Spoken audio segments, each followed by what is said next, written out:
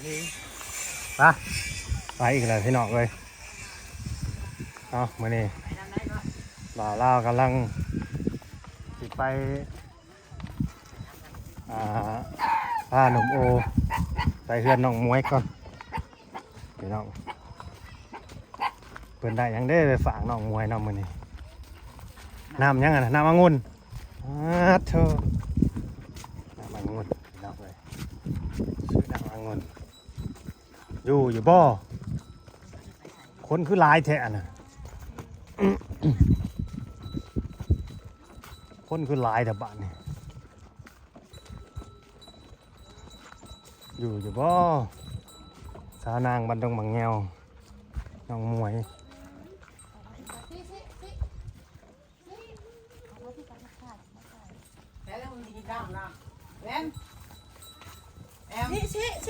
เอาสรุปซื้อมาฝากไพ่ก่อนน้ำนะฝากเบิดกูคนฝากไอ้นางแอมนางมวยรับแล้วเอาคือว่ารับไว้แท้บ้านนี่สบายดีสบายดีเจเทืองเจเทืองเจโอ้ยซาเจนางกันละบอกว่าเลยแม่ซื้อน้ำเย็นมาฝากนี่น้องมวยเอ้ยมากินน้ำเย็นๆหน่อยก่อนสบายดีกะกินนะกินน้ำกันนั่นแหละเห็นเนาะกระทามพูดแหละผู้เขาซื้อมาพูดแหละซื้อมาให้ไพ่นั่นเอาทอกทิมอีกบ่แมนทอกทิมบ่แมนทอกทิมตกใจอย่ามาทอกทิมชนะแม่เนี่ยโย่อย่าให้คนตกใจเอาเลยแม่ถามแห้งโพดเลยตกใจตื่นเต้นคอยมาแต่หาเฮ็ดน้ำกระอาบหันหน้าแม่ย่าได้บ่เฮ็ดน่ะเฮ็ดจังน่ะเฮ็ดละโง่แล้ว แกงละบ่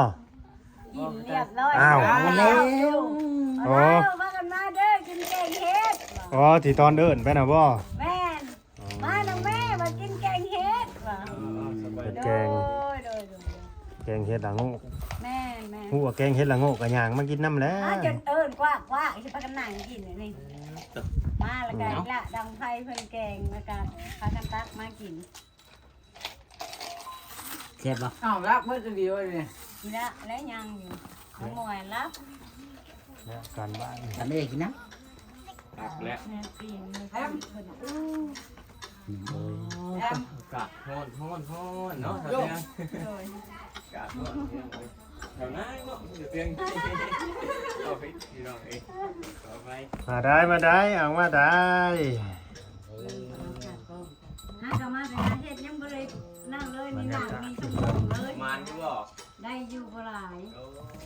เฮ็ดโง่บ่แม่นอ้าวโอ้ตรงนี้เนาะไปแต่จะมาตี4 โมงเลยแต่5 โมงไปมาฮอดแม่นให้น้องมวยเพิ่นอยู่เลี้ยงงัวนี่จ้ะน้องมวยเลี้ยงงัวน้องโอไปแล้วเดี๋ยวเลยถาไปหนึ่งก่อนถาไปหนึ่งเพิ่นยังไปหนังกันเดี๋ยวฮอนแดดตามกันก่อนพี่น้องเลยเนาะ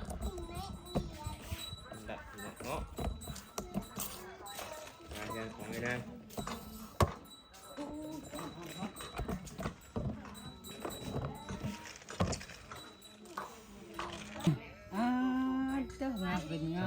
สวัสดีนี่เพิ่นสิน้ำนี่ให้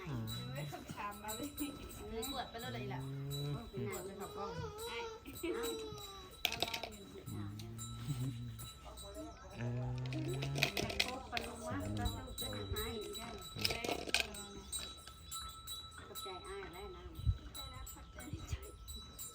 คุณแล้วไปนั่งคุณแล้วไปนั่งคุณโอ้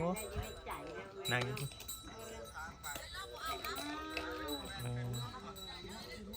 ย่างก็ชื่อน้ำมาให้ช่างหมวยบ่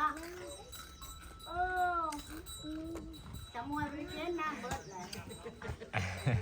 คือไม่ได้เอาไม่ได้แล้วชื่อให้ใหม่บ่อ้าวโยว่ามักเลยเฮาไปจักวันเดถามเลยนี่โยว่ามักเลยเฮาไปจักว่าอ้าว กันแล้ว ได้ล่ะนี่มาเว้าด้วย ไปเข้าไปเว้าลูกอันนั้นน่ะ สารภาพเลย สารภาพความจริงว่า มาเอื้อยเฮาบ่ว่าซั่น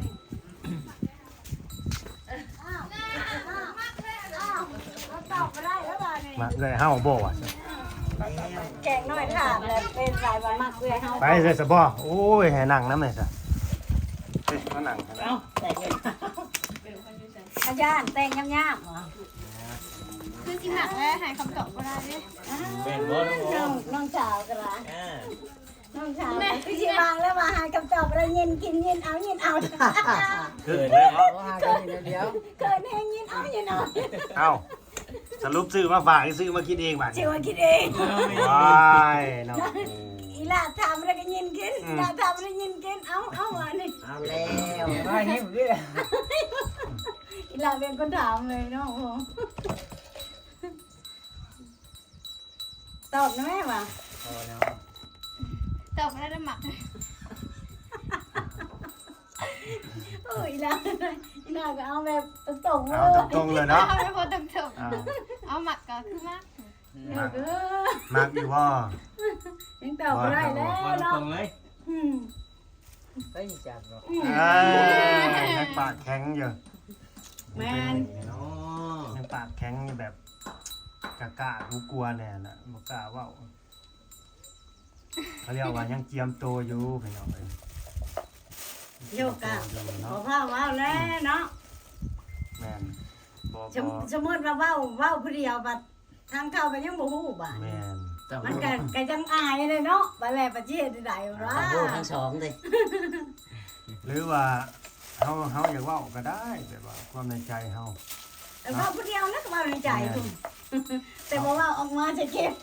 ถ้าเว่าออกไปก็ได้อะไรหมู่สิคิดน้ำหลังในใดเฮาก็ต้องยอมรับตัวนั้นเฮาก็ แมน มันสิออกมาดีบ่หรือบ่ดีสิผลบวกหรือผลลบก็ต้องยอมรับได้น้องโอก็สิว่าออกไปเลย เขาให้ก็ยอมรับได้ แม่ เนาะ ต้องยอมรับให้ได้เด้ ได้ น้ กับ อง ทุก น้อง สิ่ง แม่ ทุกอย่างครับได้เบิดเพราะว่าเขาเป็นคนเว้าก่อน แม่ บอกว่าสักมือก็ต้องพูดอยู่ดี อ่า เอาเป็นว่าล่ะ แม่ อันจะกินบ่กินนะแม่ ยิ้มอยู่ อีอยู่อ่า เอา ไปบ่เป็นเลยนะไอโอนะฮะ น้องโอไปบ่เป็นแล้ว เค้กน้อยเฮ็ดเดี๋ยวว่า แม่น เค้กน้อยถามแบบอึ้งน้องมวยเพิ่นบ่เป็นถามคือแข้งน้อยดอก คือสิเว่าบ่เป็นคือน้องเนาะว่าซั่นเนาะ น้องเป็นคนตรงแบบเว้าตรงเลย แบบไม่ยังกะยาก็ต้องตรงไปเลยถือก็ถือบ่จัง อึ้งเลยบาดนะ ป้ายังบ่ได้อาบน้ำอาบในนี่มาแล้วก็ถิ่มอยู่นี่เด้อเด้อนี่ ไปกับไผมาเฮ็ดนะ ไปกับลูกหลานในบ้านนี่แหละ อ๋อ มันน่ะไปไก่เฮก ลูก ภา สาว ภาคบ้านกับกบผู้แหละ ลูกสาว2คนอยู่เรือนบ่ แม่นอยู่น้ำงัวเป็นร้ายคือชึมแถวบันนี้เอาอีหลาเป็นหัวผ่านแล้ววันนี้แนมนายโอ้หัวหวานเบิ่งหน้าก็หัว ฮู้ว่าฮู้ว่ามัก อ้าวสายตาโกหกบ่ได้เลย อ้าวหวานนี่อ้าวหวานกินข้าวกับยังมื้อนี้ฮะ กินกับข้าวปุ้น กินกับกระปุ้นอีกเลยมันไปหาเฮ็ดบ่ คืนนี่กำลังนอนคักคืนนี่ เดี๋ยวนะ ฝนตกบ่ พอฝนตกแต่มันโฮมมาแล้วมันนอนแต่วันนั้นตู้สดผ้ายางนะนะ ชุกอยู่บ้านหนึ่งค่ะอันชาวมวยไปบอกให้หนึ่งบ้านนี่ ทุกข์แหละ ว่า เจิญชาวมวยบอกให้หนึ่งจังได้หนึ่ง เพิ่นคาแต่ย่านพ่นโต๊ะมา ห้องเพลง ชาวมวยสั่งอ่ะเพิ่นนึ่งข้าวหวาน เศร้าหนึ่งเลยบ่ เพิ่นว่าโอ้ยยำพ่นโต๊ะว่าแม่นางบอกว่านึ่งแม่ข้าวยำพ่นโต๊ะชาวมวยสั่งโจมเต่าออกมานึ่งข้าวว่ะโจมออกมาหนึ่งแล้วเพิ่นบาดนี่ เพิ่นว่าบ่าวลาวว่าคันดังไพ่บ่ติดเนี่ยเอาเมียบ่ได้แม่นบ่ ทางไผ บ่ติดสิบ่เอาลูกเอาเมียก็บ่เอาไว้ดีหั่นแหละดังไฟยังบ่ติดนะ สิไปเฮ็ดจังได้เนาะ ไปกูไปฮุบลูกเมียบ่ สิไปเฮ็ดจังเป็น นะตัวเองยังเอาตัวบ่รอดแล้วนะเนี่ยนะความหมายมันน่ะ แต่ว่านี่สิไปเอาไผรอดเนาะ อืม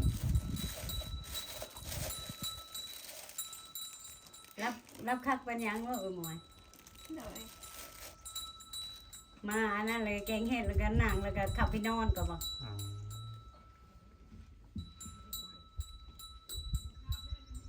อันนี้มันก็ แม่นาให้เยี่ยมเอา โอ้ยคิดเลย คิดหนักแล้วว่าอันนี้เบิ่งแน่จ้าได้แล้วผม อีละฮู้คืออย่างนี้คิดแบบใดก็ฮู้อีกล่ะ เป็นแม่หมอได้ โอ้ยพอไปเบิ่ง อีละฮู้เด้อฮะ พอไปเบิ่งลายมือแล้วจ้ะ ผู้ใจโอจะบ่ โดย ผู้ว่ามักเอ้ยมวยจ้ะเนาะ โดย เอ้ยโอ้จะเขินได้ไปบ่เป็นได้ยังน้อยนี่ เดี๋ยวว่าได้ฉัน คันว่าเจ้าฮู้ใจไอโอเจ้านี่เจ้าฮู้ใจเอ้ยมวยเจ้าจะบ่น้องออมแอ บ่ ม พูดแล้วเอ้ยเพิ่นเป็นคนบ่เงียบๆบ่ค่อยแส บ่ ด ค่อย งอ ปา อก ก ค่อยเว้าบ่ แม่น อ๋อ ไอ้โอ้บัดเก็บอาการบ่อยู่ จะคิดว่าไอโอเจ้านี่สิมีโอกาสอยู่บ่ อันนี้ก็ต้องเป็นเรื่องของเขาสองคนนั่น พอแล้วผู้เป็นน้องสาวเนาะคิด เอ ว่า อน่าจะคิดออก เขาสิมีโอกาสอยู่บ่ไอโอนี่ ขั้นจักแรกเฮาก็บ่ฮู้ กับโบเน่เนาะต้องทำคะแนนเลย เป็นอะไรสิมีโอกาส มันทำคะแนนสะสม ต้องอยู่นะคนสองคนเนาะ แม่น แม่นยังบ่ฮู้อนาคต ตัดสินใจบ่ได้ สมมติว่าสมมติตอนนี้เนาะสมมติว่าบ่โอมักสาวมวยแต่สาวมวยบ่มักกับปัดอีกอนาคตข้างหน้าก็มาก็บ่แน่เนาะ แม่นเขาต้องทำคะแนนไปเรื่อยๆสะสมไปเรื่อยๆเด้บางเทื่อบางทีอนาคตอาจสิได้ใจน้องเพิ่นก็ได้ได้ ดีใจขึ้นเยอะ ผู้เชียร์ผู้เชียร์ตายแล้วเอ้ยอยู่ไกลอีหล่ะจังเกตเบิดทุกอย่างอ่ะ น้องออมแอมเด้บ่ได้ติบ่ได้ยังรังเกียจไอโอจะบ่ ๆก็บ่ดอก บ่ น้องออมแอมบอกชื่อเพิ่นนี่ แม่น โอ้ แอมแอม อันนี้คือถามน้องเพิ่นเนาะมันก็คือว่าแหล้วมันก็ขึ้นอยู่กับคนสองคนนั่นแหละพี่น้องเอ้ยเนาะอันนี้ก็นี่ FC เพิ่นก็บางคนเพิ่นก็เชียร์ให้อยู่ ก็เห็นอยู่ในซองของสาวนางก็เห็น เพิ่นก็เชียร์ให้อยู่แต่ตัวนี้ก็บ่ฮู้ได้เนาะทางแม่นางเพิ่นสิคิดแนวใด จะทำไม่ได้ อยู่แม่นางก็เนาะก็คิดก็นับถือก็เป็นลูกเป็นเต้าคนฮักแพงเพราะว่าเฮาก็อยู่นํกันก็ฮักแพงไปเนาะแต่เรื่องนั้นเฮาก็บ่ฮู้นํลูกแม่นล่ะว่าเพราะว่าลูกทุกคนเฮาก็เลี้ยงได้แต่ข้าวจิตใจเขาเฮาก็เลี้ยงบ่ได้ ก็ นั่นจะให้ ขึ้นอยู่กับลูกเนาะ เป็นของเขานะเป็นตัวของเขาเลยเด้ สุดแล้วแต่ลูกว่าซั่ แม่ นซะ คันยังน้อยแบบสิยังว่าเขายังนั่นเขาเนาะเขายังบ่ฮู้นี่ฮะคือหลานยังบ่ฮู้แม่นว่ะคือชาวมวยเพิ่นฮู้แล้วเพราะว่าอายุชาวหวายแล้วอายุ21ปีนี่คนมันก็ต้องฮู้จักคิดอยู่แล้ว เป็นของเขาเป็นโตของเขา มันจะคิดฮู้จักเลือกชีวิตของตนเองนั่นแหละเนาะบางที สมมติว่า ลูกมักเฮาบ่ให้ลูกเอามันก็เจ้าแบบว่าเพิ่นหาเป็นหันเป็นนี่เฮาก็คิดตลอดไปแม่นล่ะ แม่นนั่นแหละเฮาก็โทษเจ้าของเนาะโทษเจ้าของ เฮาเองก็โทษเฮาเองแม่นล่ะว่ะ แม่ เพราะว่าเฮาไปกินกันลูกกันสมมติว่าลูกบ่มักนี่คือแต่แบบใดก็เฮาไปคุมให้ลูกเอามันก็บ่ได้อีก แม่ เฮาก็เป็นคนผิดตัวนี้เฮาก็บ่ฮู้ในอนาคตข้างหน้าแบบก็บ่จักนํลูกเฮาก็ตัดสินใจให้ลูกบ่ได้ดอก นี่น้องโอทางเอาเนาะสุดแล้วแต่เจ้าได้เยี่ยมโอ้ เยอะแล้วครั้งนี้เนาะ แม่ ก็สิให้ก็บ่แม่นเนาะ บ่ได้สุดแล้วแต่น้องเพิ่นแล้วก็สองคนกันนั่นแหละ ที่เราเอื้อเฮาล่ะ อืม เฮาเห็นแนมละเมออยู่ เออ เนี่ยเราเพิ่มยัง พูดแต่แนมผมเฮาน่ะแนมกล้องนะเฮา อ้าแนมข้างซ้ายว่าเลยน้องชาวเป็นแนมกล้องเพิ่น เป็ เป็น น คน แน ดั ม ง แล้ว ว่า ยังเป็นคนดัง ก็หากระดังมาวางเถียงอยู่แล้วดัง ดังไผแกงเฮ็ดให้แม่บ่ เออ สิเป็นเว้าก็เอื้อยแน่เอื้อยฮะ เนาะ ยังว่า บอก เป็น เก่งแน่นี่เนาะ แม่นตัวนี้อันที่เว้าได้แม่นะเว้าเก่งคือแม่นี่แหละ อืม จะมีเหตุผลได้แต่ว่า แต่มีเหตุผลได้ แต่เอื้อยคนบ่ค่อยเว้า ผู้ลูกสาวหลานนี่สิได้แม่เนาะ แม่ ถ้าว่าคำจะ เพิ่นบ่กล้าเว้ากล้าว่าไปว่าแม่เบิ่งแน่ว่ะ เราโคกเลยเนาะ เวลาถ่ายเฮาหั่นแนมหน้าเฮาแล้วก็ยิ้มเฮาก็เฮงอายเฮงเขินน่ะเขินกล้องเพิ่นว่ะโอ้ยเลยเว้าให้แม่ฟังนางหมวยอ่ะเพิ่นเป็นคนแบบบ่ค่อยมักนั่นปานใดนะคันเว้าแหละ เจ็บ โอ้ แต่อันนี่ที่แบบลักษณะแบบเฮาแบบพงพายใหญ่ขี้เฒ่านี่แหละเอาง่ายๆจ้ะ ไปเดียวว่าผมพายใหญ่กี่เท่า เนี่ยเราก็หูถอยหูควร ผมพายใหญ่กี่เท่าหมายความว่าอย่างว่า ก็แม่อยู่ก็ได้ยินอยู่เนาะบอกว่า FG ทางในห้างของโบโอเพิ่นก็บอกชาวนางมื้อนะฮะเพิ่นมาขอตัดไม้เด้เพิ่นว่าน้องโออันให้สามหวยกับแม่นางไปถ่ายคลิปน้องโอแน่เพิ่นว่าเอ้า อืม ได้เอามาแต่บนหาเฮ็ดกูแล้วแม่นเก็บดอกไม้มาพร้อมแม่เนาะนางเสียมาปลูกภาษาละทีมันงามสามหนาทีงามไปแต่ได้เลยเขาเอิ้นว่ามากินข้าวกับแกงเฮ็ดเด้อเป็นว่าสมอยเอิ้นไผเพิ่นส่งมาแน่มาได้ใช้มาตาก็มากินข้าว สิ่งแท้ ทุกทีมาโตมาตามไปกินข้าวเออ เท้า สิ่งดีเนาะ หาเห็นคนเข้ารถไฟไป ไป ให้ ข้าว เขาครับนะ วางมา ระวัง ผู้ดำๆนะบอกผู้ ขนาดกันเลย ก็ดำบดช่องอะไร ก็ดำบดช่องอะไรก็ กูเล่ากันคุณปังกับหมูแล้วกินกับหมูนะ สองคนนี่บ่ได้แม่นไอ้น้องกันบ่ ลุงกับน้องเขย โอ้ไอ้เลิศกับแม่ไอ้วางอยู่เด้ เป็นเคย อยู่ บด กัน ช่อ เดีย ง วกัน แม่บ่อยู่คนละเฮือนเป็นเคยบดช่อง อืม เอาเนมนายเอ้ยแล้วก็ เรา ว่า เรียกเราบริจาคแดดเลย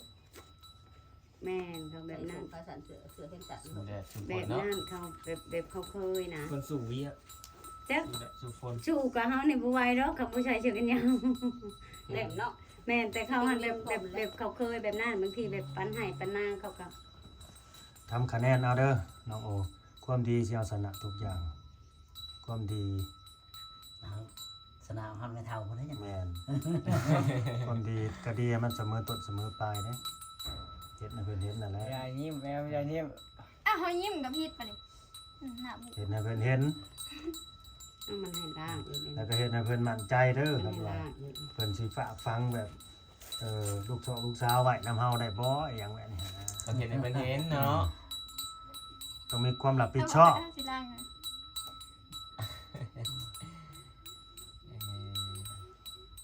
มีความรับผิดชอบได้อันดับแรกก็ต้องรับผิดชอบเจ้าของก่อนจะไปรับผิดชอบคนอื่น นี่ก็อยู่แล้วแหละพูดว่าหาไปเสียบไปคล้องก่อน ห้ามได้ไรบ่ห้ามได้ไรบ่เจ้าของ เอาตัวเองให้รอดนะรับผิดชอบเจ้าของกับชีวิตประจำวันแต่ละมื้อ เฮ็ดหยังแน่เนาะ เฮ็ดหยังแหน่เฮาต้องเฮ็ดหยังแหน่เฮาต้องหาหยังแหน่ ยันว่ากินแล้วถ้วยก็เหยาะไว้เหยาะไว้ กินแล้วต้องเก็บต้องล้างเนาะถ้วยบวง อืม อันนี้ไปกองไว้มันก็ไร โอ้ยครับไปกองไว้มันแห้งลายขึ้นลายขึ้นและแห้งเพิ่มขึ้นแล้ว มันบอกเพิ่มอย่างเดียวมันจะออกมาน้ำมันตี เอาเห็นบ่ ออกมาเช็ดน้ำเรา เอา แล้ว ไปเห็ด อ้าวนี่ล่ะแน ต้อ ม งดู แนม ต้องขยันนั่นแหละหาอยู่หากิน หาอยู่หากินคือกันนั่นแหละ นั่นแหละอาชีพให้เลอะด้วยนะ เนาะน้องเอาแงม ยิ้มงามเลยล่ะแล้วยิ้มงามเลย ใน โลกคนงามนั่นล่ะ เดี๋ยว โลกคนงามเหรอยิ้มงามแล้วบัดยามบ่อยากเว้า บ่ได้โรงเรียนหรอก เขาเฮียนผัก พระปิดเลยดิ ปิดเทอมแล้วปะ แม่น โอ้ สิ่งแรก น้องเขาอ มื้ ยู่ อหนึง อยู่มหนึ่ง อ๋อ ปะ ของแม่น หาก่อนมหนึ่ง ปีหน้าปีหน้ามสอง หมอหนึ่งเขาผิดแล้ว แม่น ดูปีก็ได้เนาะ เดือนจะม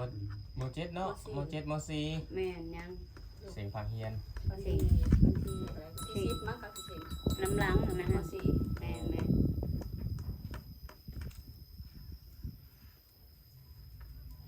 ปีก็ปีก็ลืมเนาะ เสียดายเนาะคลิปนี้บ่เจอเนาะมวยเพิ่นพี่น้อง ไป เอ้ย น้องมวย เสียดายว่าตอนรุ่นต่อไปนี่ อันนี้คือสิว่าในใด เป็นจัง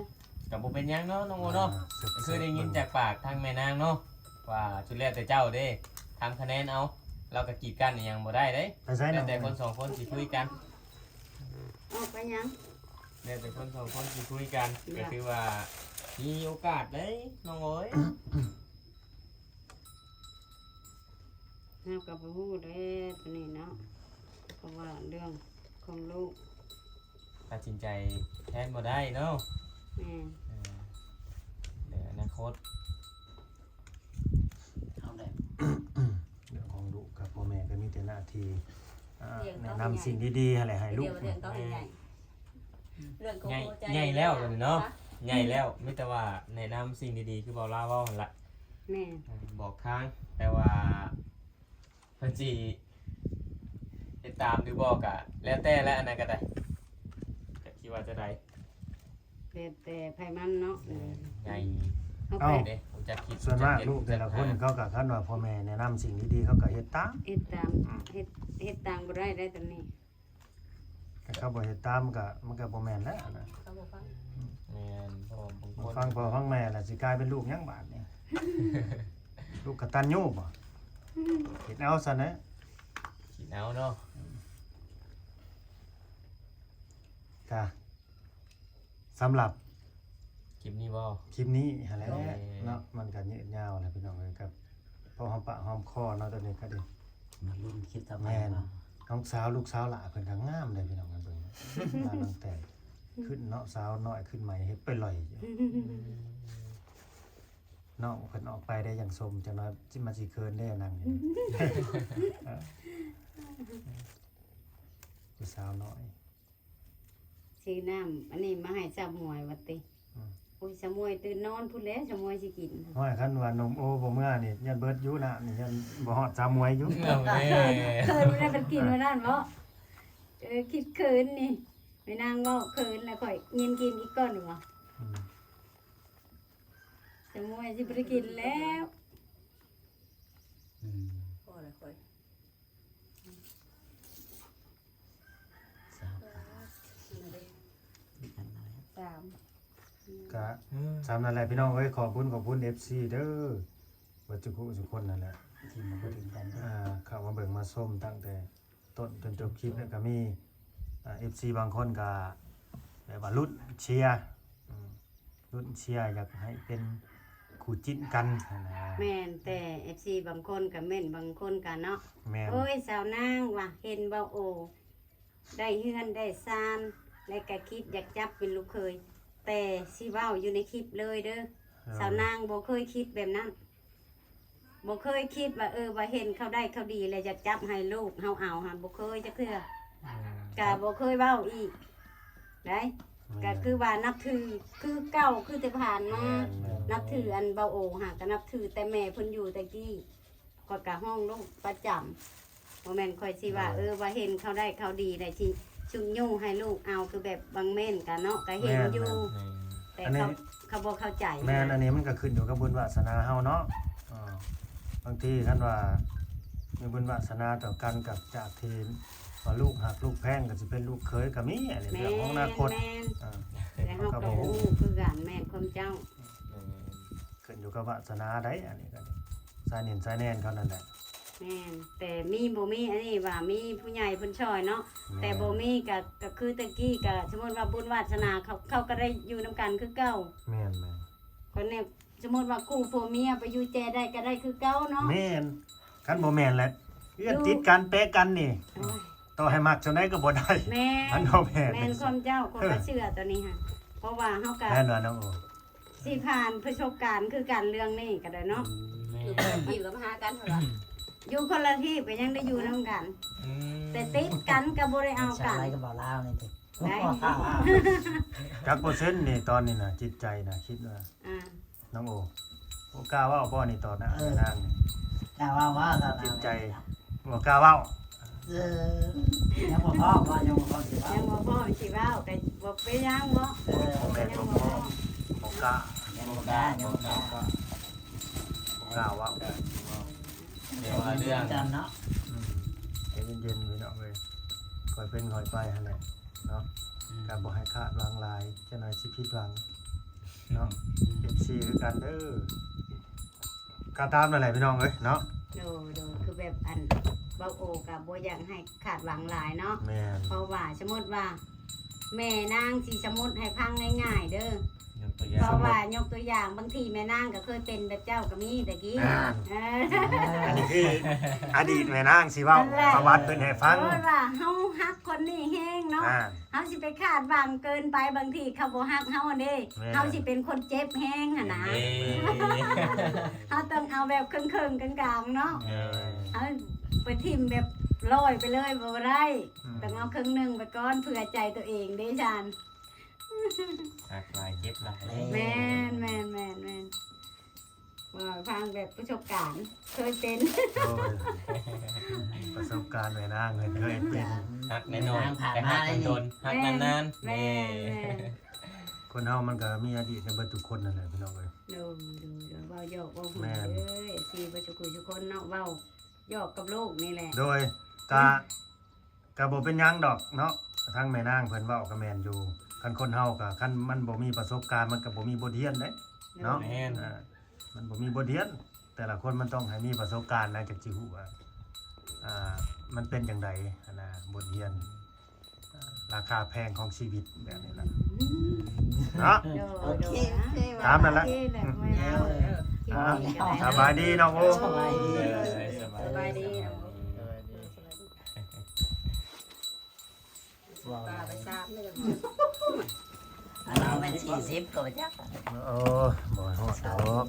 ตามนั่นแหละพี่น้องเอ้ย เสียใจยังไง